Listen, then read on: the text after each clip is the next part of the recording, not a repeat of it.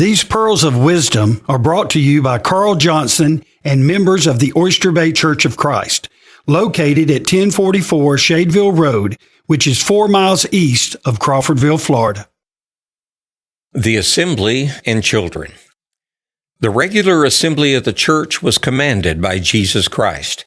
It was set in motion by the apostles, honored by the disciples, and fully recognized as a sacred obligation for all Christians by the inspired writer of the book of Hebrews.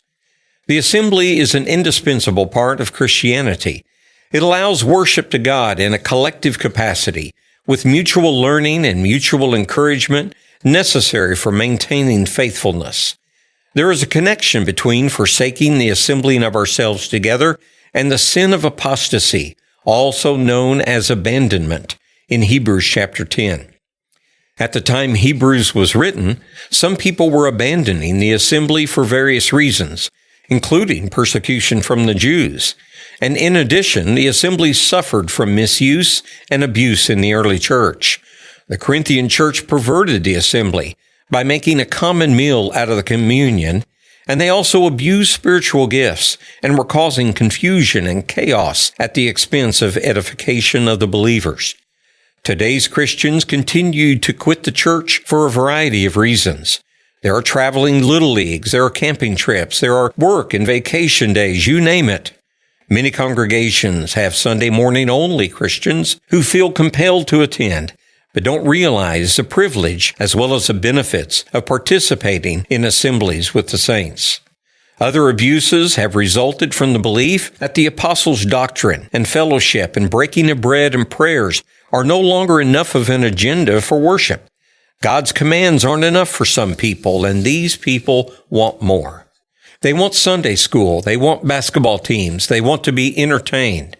There are a variety of scenarios where families do not worship together in the assembly because each family member has their own group activity. Meanwhile, evidence in Scripture have shown that this simply is not the right way.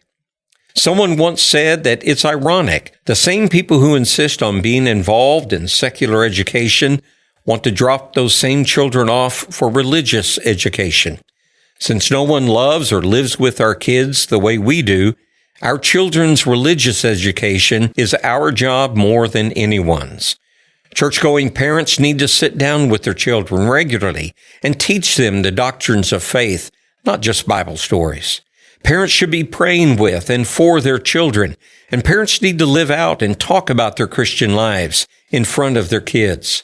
1 Corinthians 14, Hebrews 10, Ephesians 6, Deuteronomy 6, all tell us that the church is to assemble in one and the same place. At the same time, together for corporate worship, mutual edification, and exhortation, parents are to teach their own children at home. Experts have decided it is more profitable to keep the assembly of the church together, to keep children and parents together while the body is being edified, and that children should also be taught by their parents at home. To anyone paying attention, it's no surprise to hear that this is the best way, because it's God's way. If you enjoyed today's Pearls of Wisdom and would like to hear more, just go to our website, oysterbaychurchofchrist.org, or visit us in person at 1044 Shadeville Road. Our worship services are at 10 a.m. Sunday morning and 1:30 p.m. Sunday afternoon.